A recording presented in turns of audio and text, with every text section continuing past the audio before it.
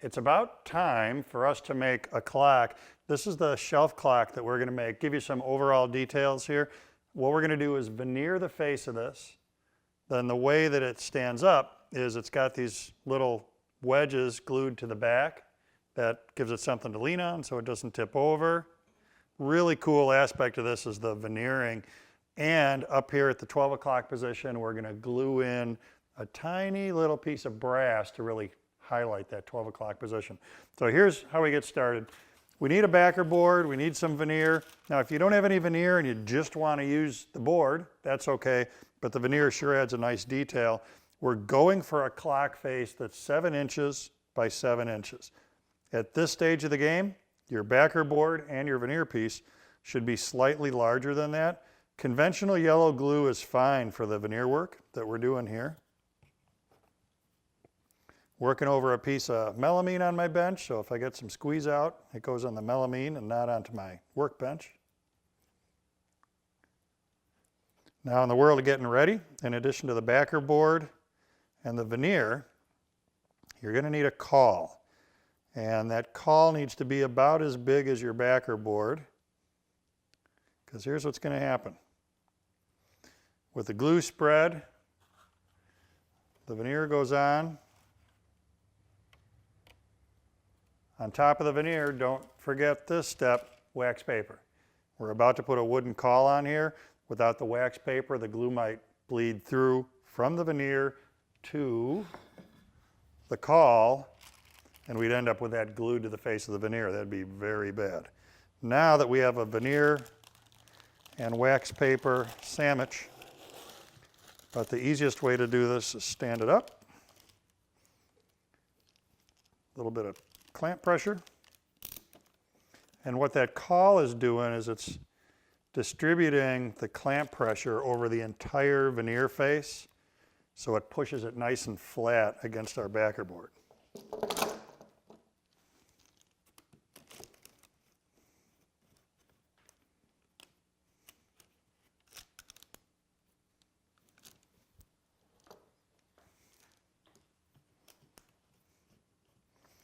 And see how I'm reaching way in with the clamps here? I want to get that clamp pressure toward the center of the caul.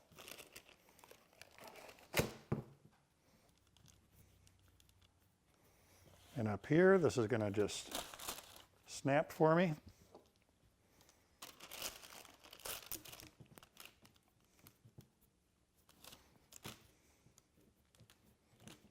All right, now that glue is going to dry. But thankfully, we have this.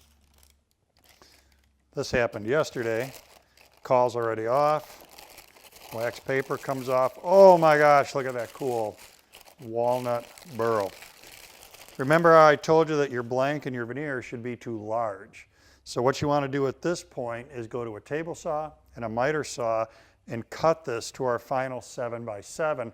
The beauty of doing it this way is that with those steps, you're going to automatically get the veneer and the backer board exactly the same size because you're cutting them at the same time. This is a lot easier than having the backer board already 7 by 7 and then having to trim the veneer.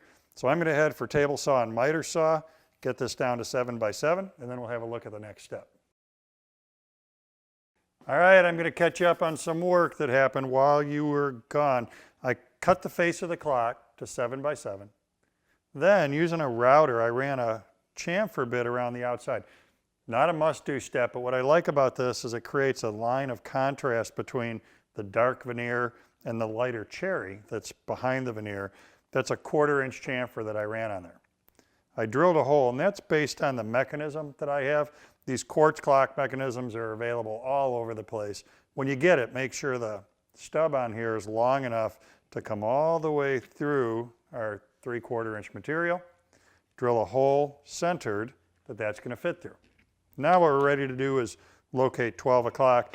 I'm centered in this direction, 1/2 inch down from the edge. And the way that we're going to call out 12 o'clock is use brazing rod.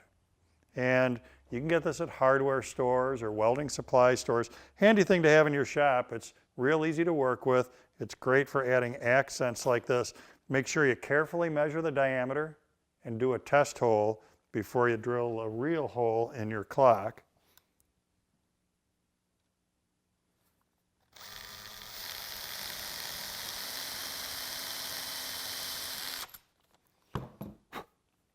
And then to make things go together just a little bit easier, look at what I did on the brazing rod here. Before I cut it to this short length, I did a little bit of sanding on the end. That's going to help it get started in that hole. And we're going to want to do a little bit of glue there. We're going to use some cyanoacrylate, CA glue. And the reason that we're using CA glue here is because we have a wood and non-wood junction. And conventional wood glue wouldn't do anything for us there.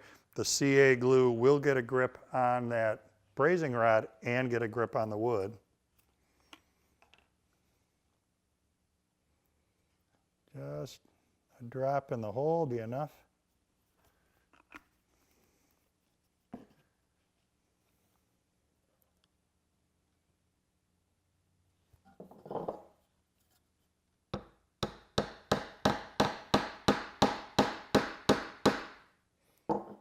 We're going to let that just sit until it dries. Then we'll come back and talk about working with that some more.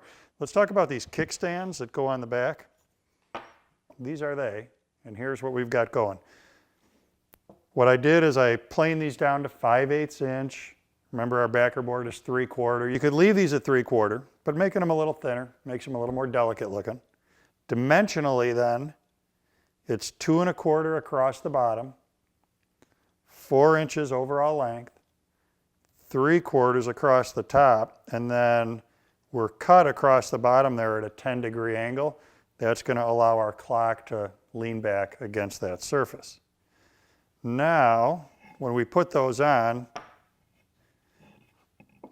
they're located on these lines. And the way I did that is I put the mechanism in temporarily, and we want our kickstands to be away from that clock mechanism. So in my case, I measured in 2 inches, made a line, and that's where these are going to go. These can't go on until we've got that brass nub trimmed on the front. So we'll let that glue dry, come back and deal with that, and get our kickstands on and keep moving forward with making time on our project here.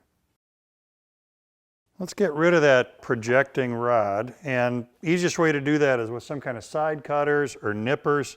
Get those right down on the surface. We'll get it cut as close as possible. And that's going to leave a little stubby sticking up.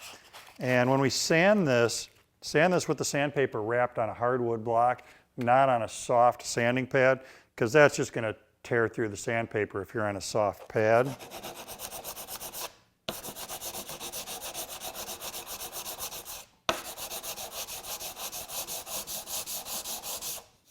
Doesn't take much.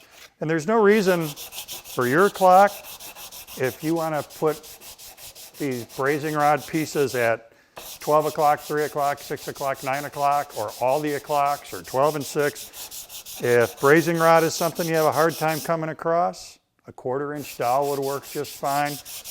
Or if you don't want to do that at all, most people can read these clocks even if you haven't marked out the o'clock position.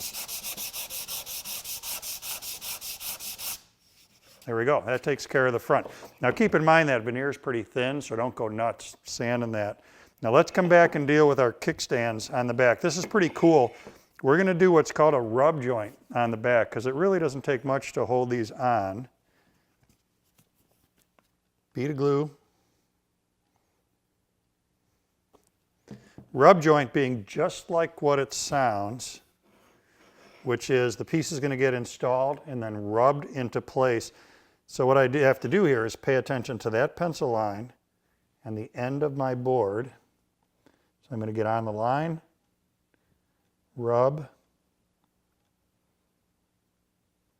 settle, and don't touch it.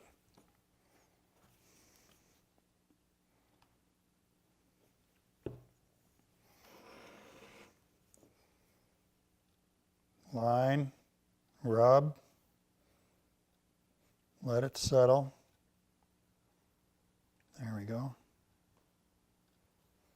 And down here at the bottom, I'm making sure we're flush with the end grain on the bottom of the clock. And we'll just let that sit. When that little bit of squeeze out gets rubbery, it's going to take about 10 minutes to get to that point. I'll slice that off with a good sharp chisel. Meanwhile, once that glue is dry, sand this, get a coat of finish on it, then come back and install your clock mechanism. What a great gift, really easy to make, fast to make, and with that beautiful veneer on there, really cool looking. It's time for you to make one in your shop.